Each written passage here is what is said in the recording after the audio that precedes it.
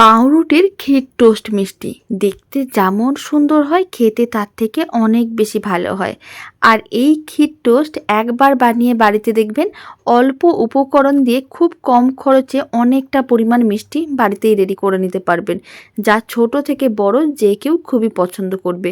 আর বানানো এত সহজ, আর এই মিষ্টিগুলো একেবারে কিন্তু রসালো হয়, ওপরটা একটু মুচমুচে হয়, ভেতরটা বেশ রসালো হয়, খেতে দারুণ লাগে। নমস্কার, আমি রুমি। রুমিস রেসিপির আর একটা নতুন রেসিপিতে আপনাদের সবাইকে স্বাগত। এবার এই পাউরুটির ক্ষীর টোস্ট মিষ্টিগুলো বানানোর জন্য আমি এখানে 5টা স্লাইস যে ব্রেডগুলো হয় সেইগুলোই নিয়েছি। মানে একটা ব্রেডের প্যাকেট থেকে মাত্র 5 পিস পাউরুটি নিয়েছি। আর এই 5 পিস পাউরুটি দিয়ে অনেকগুলো মিষ্টি রেডি করা যাবে। এবার একটা পাউরুটির পিস নিতে হবে, সাইডের লাল অংশগুলো কেটে বাদ দিয়ে দিতে হবে। তারপরে একটা পাউরুটির স্লাইসকে ঠিক এইভাবে 4 ভাগে ভাগ করে নিলাম। তাহলে এখানে 5টা পাউরুটির পিস আছে, 20 পিস হয়ে গেল। আমি এখানে 5 পিস পাউরুটি দিয়ে মিষ্টিগুলো বানানো দেখাচ্ছি। আপনারা যদি পরিমাণটা বেশি করতে চান, পাউরুটির পরিমাণটাও বাড়িয়ে নেবেন। এখন একটা কড়াইতে বেশ কিছুটা পরিমাণ সাদা তেল নিয়েছিলাম। তেল খুব ভালো করে গরম করে নিতে হবে। তারপরে পাউরুটির টুকরোগুলো গরম তেলের মধ্যে দিয়ে দিতে হবে। আর ফ্লেমটা হাইতেই রাখতে হবে, না হলে কিন্তু পাউরুটির টুকরোগুলো তেল শোক করে নিতে পারে। তাই হাই ফ্লেমে উল্টে পাল্টে পাউরুটির টুকরোগুলোকে লাল লাল করে ভেজে নিতে হবে।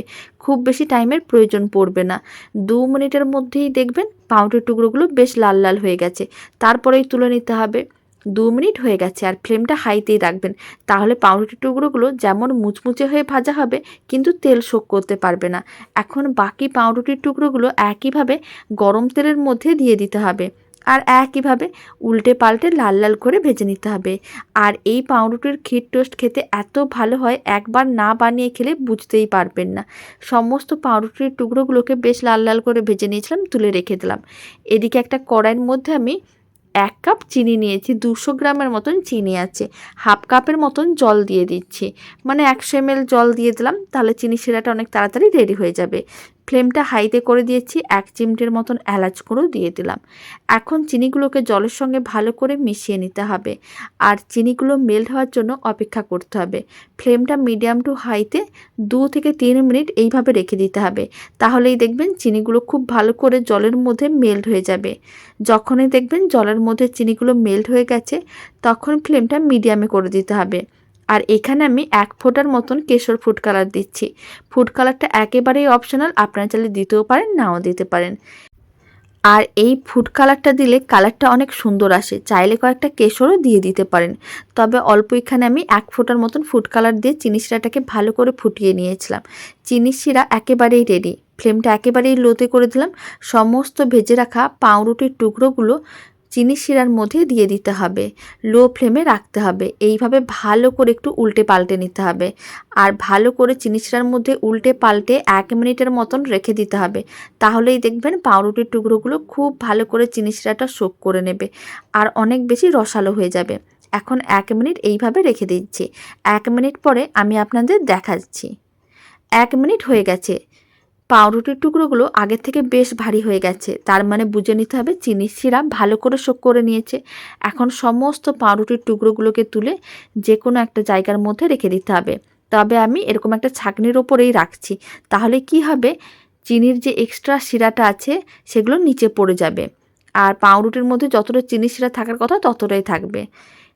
এখন যে চিনি শিরাটা অতিরিক্ত আছে, তার মধ্যে আমি দিয়ে দিচ্ছি বেশ কিছুটা পরিমাণ গুঁড়ো দুধ। মেজারিং কাপের হাফ কাপের মতন গুঁড়ো দুধ দিয়েছি। এখন আমি ওই চিনি শিরার মধ্যেই দিয়েছি। আপনারা চাইলে চিনি শিরাটাকে ছাঁকনি দিয়ে ছেঁকে নিতে পারেন, তাহলে কি হবে, আর পাউরুটির টুকরো যে কালোগুলো সেগুলো থাকবে না। আর না হলে এইভাবেও দিয়ে দেবেন হালকা একটু পরিষ্কার করে, তাহলেও কিন্তু হবে। যেহেতু ভেতর এটা ক্ষীরের পুর রেডি করব, তাই আলাদা করে আর চিনি শিরা রেডি করলাম না, কারণ ওই চিনি শিরাটা তো তাহলে নষ্ট হয়ে যেত। ওই চিনি শিরার মধ্যেই আমি গুঁড়ো দুধ দিয়ে দিলাম। আর ভালো করে লো ফ্লেমে মিশিয়ে তারপরে ফ্লেমটা মিডিয়াম হাইতে করে দিতে হবে। আর এইভাবে নাড়াচাড়া করে ক্ষীরটা রেডি করতে হবে।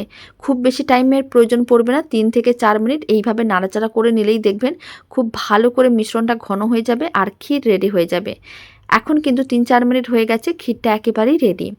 এবার মিষ্টিগুলো রেডি করে নেব। তার জন্য একটা করে এরকমই পাউরুটির মিষ্টি নিতে হবে, আর বেশ কিছুটা পরিমাণ ক্ষীর নিতে হবে। ক্ষীরটা ঠিক মাঝখানে এইভাবে রেখে দিয়ে ভালো করে ছড়িয়ে দিতে হবে। আর ক্ষীর ভালো করে ছড়িয়ে নেওয়ার পরে আর একটা পাউরুটির টুকরো এরকমই কিন্তু আটকে দিতে হবে, তাহলেই রেডি হয়ে যাবে।